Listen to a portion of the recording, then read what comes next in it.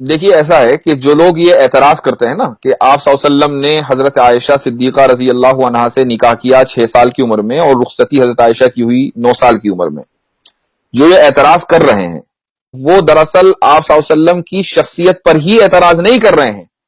कान खोल कर सुन लें, वो राम जी के ऊपर भी एतराज कर रहे हैं और लक्ष्मण जी के ऊपर भी एतराज कर रहे हैं। और इसको सुन लीजिए क्यों। उसकी वजह यह है कि सोशल मीडिया पर जो नौजवान टाइम वेस्ट करते हैं अपना, जॉब वॉब तो है नहीं, तो अब जो यहां आकर टाइम वेस्ट करते हैं उन्होंने कोई स्टडी नहीं की, अपने मजहब के बारे में उनको पता नहीं है, 2-4 वीडियोस देख लेते हैं और उसके बाद वो एतराज करने लग जाते हैं, ऑब्जेक्शन करने लग जाते हैं। तो आप सल्लल्लाहु अलैहि वसल्लम पर तो ये एतराज बाद में होगा, ये एतराज आप पहले राम जी पर कर रहे हैं और उसके साथ साथ आप लक्ष्मण जी पर कर रहे हैं। और मैं जो यहां आपको जवाब देने वाला हूं, उस जवाब से आप न सिर्फ ये कि हम आप सल्लल्लाहु अलैहि वसल्लम का दिफा और डिफेंड करेंगे, बल्कि राम जी और लक्ष्मण जी को भी डिफेंड करेंगे। ये भी सुन लीजिए। सबसे पहले तो मैं आपको यह बताऊं कि आप राम जी पर एतराज क्यों कर रहे हैं। इसलिए कि अगर आप अपने मजहब की किताबें पढ़ेंगे तो आपको अंदाजा होगा कि राम जी ने जो सीता जी से शादी की थी तो उस वक्त सीता जी की उम्र क्या थी? 6 साल थी। ठीक है। कैसे? सीता जी को जब अगवा किया रावण ने तो रावण से सीता जी ने कहा कि इस वक्त मैं 18 साल की हूं और 12 साल हो गए मुझे अपने हस्बैंड के साथ रहते हुए। आप जब जरा ये कैलकुलेट करेंगे तो आपको पता चलेगा कि सीता जी ने जिस वक्त शादी की थी तो सीता जी की उम्र क्या थी? 6 साल राम जी से। ठीक है। अच्छा, अब आइए लक्ष्मण जी के पास। लक्ष्मण जी की बीवी का नाम क्या था? उर्मिला। और उर्मिला कौन है? उर्मिला सीता जी की छोटी बहन है। आप किसी भी अपनी हिस्ट्री की किताब में पढ़ लीजिए कि उर्मिला और सीता जी में कई साल का फर्क था। जिस दिन राम जी की शादी हुई है उसी दिन लक्ष्मण जी की शादी हुई है उर्मिला से। ठीक है। अब अंदाजा लगा लीजिए किस उम्र में हुई है। तो ये जो एतराज आप सल्लल्लाहु अलैहि वसल्लम के ऊपर होता है, ये पहले एतराज राम जी के ऊपर होता है, पहला एतराज लक्ष्मण जी के ऊपर होता है। अब मैं आपको बताता हूं कि हम कैसे डिफेंड करेंगे इन तीनों को। जी। मैंने एतराज नहीं किया, ये एतराज मुसलमान की तरफ से नहीं है, हम डिफेंड करने के लिए आए हैं। इसलिए कि हमारे नजदीक जितने भी मजहब की मुकद्दस शख्सियात हैं वो सब मुकद्दस हैं। एग्जैक्टली। ठीक है। हम किसी के ऊपर कीचड़ उछालना ना हमारे मजहब ने सिखाया है और ना हम ये कभी रहती दुनिया तक कर सकते हैं। देखिए, सब जो बात है वो ये कि इस्लाम में शादी की जो यानी जो रूल है वो ये है कि मर्द और औरत दोनों जिस्मानी तौर पर फिट हो, फिजिकली फिट हो, मेंटली फिट हो। ठीक है। उसके लिए कोई एज मुतय्यन नहीं है। ये फिजिकल फिट होना किसी भी एज में हो सकता है। ये डिपेंड करता है कि वो लोग किस इलाके से ताल्लुक रखते हैं और किस जमाने में रहते हैं। मसलन आज अगर आप मेडिकल साइंस को देखें तो आप किसी भी डॉक्टर से पूछिए, अगर कोई लड़की आज के दौर में 9 साल की उम्र में फिजिकली फिट हो रही है, ठीक है, तो वो डॉक्टर के लिए कोई हैरत की बात नहीं है। यानी कोई हैरत की बात नहीं है। हो सकता है फिजिकली फिट हो, मेंटली फिट हो। और अच्छा, आए दिन ऐसा होता रहता है। हाँ, अगर 9 साल से कम उम्र में वो फिजिकली फिट हो रही है, यानी और फिजिकली फिट होने का क्या मतलब है? उसको मेंस्ट्रुएशन आ रहे हैं, उसका मंथली साइकिल शुरू हो रहा है। ठीक है। तो अब वो डॉक्टर के लिए एक फिक्र की बात होगी, भाई इतनी जल्दी ये कैसे हो रहा है। एक बात।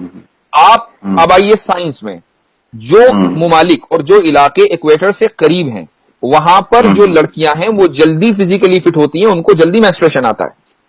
ठीक है। सऊदी अरबिया का जो इलाका है वो इक्वेटर के ऊपर है बिल्कुल। तो वहां पर जो लड़कियां हैं वो जल्दी फिजिकली फिट हो जाती हैं, मेंटली फिट भी हो सकती हैं। ठीक है।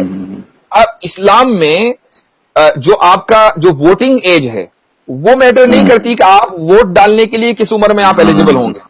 ठीक है। इंडिया में वोट डालने के लिए आप एलिजिबल हैं 18 साल की उम्र में लड़की। ठीक है। 18 साल से कम उम्र में आप शादी करेंगे तो क्या होगा? इलीगल है कि लीगल है? मुझे बताइए। इलीगल है। इलीगल है। ठीक है। अब आ जाइए आप अमेरिका में। अमेरिका में जो है शादी करने की जो उम्र है वो क्या है? 16 साल। अच्छा। ठीक है। अमेरिका में जो सूबे हैं 50 तकरीबन, उनमें एक सूबा है टेक्सास। टेक्सास में आप चले जाइए, वहां पर शादी करने की जो मिनिमम एज है 14 साल।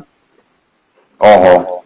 रोमन एम्पायर में चले जाइए, इस्लाम से पहले। ठीक है। आप सल्लल्लाहु अलैहि वसल्लम से पहले, तो वहां पर शादी करने की मिनिमम एज थी, एवरेज एज, मिनिमम नहीं एवरेज एज थी 12 साल। और जो शरीफों के घर की लड़कियां होती थी वो और कम उम्री में शादी कर लेती थी। हजरत मरियम अलैहिस्सलातु वस्सलाम जब प्रेग्नेंट हुई हजरत ईसा से, तो उस वक्त हजरत मरियम की उम्र कितनी थी? 13 साल। ठीक है। अब आप आइए चाइना में जो मिनिमम एज है लड़की की शादी करने की वो है 21 साल। अच्छा।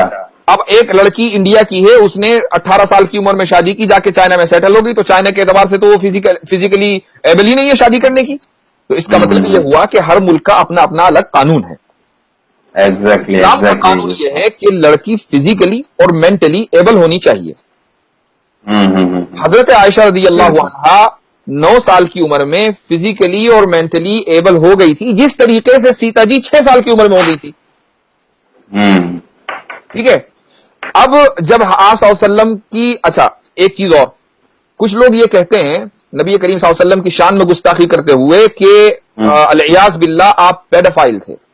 पेडोफाइल एक टर्म है, इसका मतलब ये होता है कि वो लोग जो सेक्सुअली माइनर्स से अट्रैक्ट हों। ठीक है।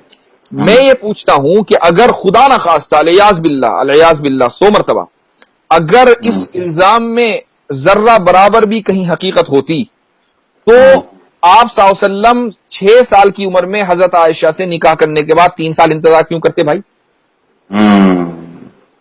3 साल इंतजार किस लिए किया? इसलिए किया ना कि फिजिकली और मेंटली जो है वो मैच्योर हो जाए। एग्जैक्टली। के बाद रुखसती हुई। अच्छा, अब यहां सवाल ये होता है कि भाई चलो 9 ही साल क्यों, 2-4 साल और इंतजार कर लेते अगर 3 साल किया था। उसकी भी एक हिकमत है।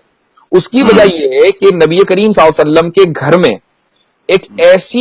एक ऐसी फैमिली मेंबर का होना जरूरी था कि जो बाहर के असरात से महफूज रहे, ताकि आप सल्लल्लाहु अलैहि वसल्लम की जो पूरी फैमिली लाइफ है वो उसको जू का तू रिकॉर्ड कर ले। अब अगर एक औरत 18 की, 20 साल की, 22 साल की उम्र की किसी घर में आएगी तो वो बाहर के असरात से महफूज नहीं, उसका अपना एक कल्चर होगा, उसका अपना एक बैकग्राउंड होगा, उसका अपना एक सोचने का अंदाज होगा।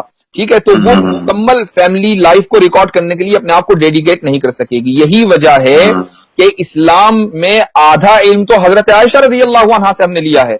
जी, और बहुत सारी हदीसें हैं जो माँ ईसा से वाबस्ता है कि भाई एक बार आखिरी सुन लीजिए, आप आखिरी बात सुन लीजिए।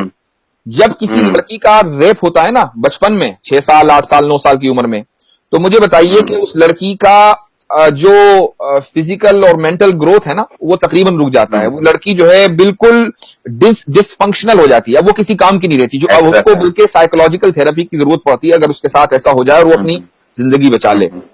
यहां हजरत आयशा रज़ी अल्लाहु अन्हा के साथ उल्टा हो रहा है। हजरत आयशा रज़ी अल्लाहु अन्हा के साथ शादी होती है, 9 साल की उम्र में रुखसती होती है। तो अगर खुदा ना खास्ता ये रेप होता तो हजरत आयशा तो डिस्फंक्शनल हो जाती। वो डिस्फंक्शनल क्या, वो तो पूरी उम्मत का जो आधा इल्म है वो सिक्योर कर रही है, महफूज कर रही है और पूरे सहाबा को पढ़ा रही है।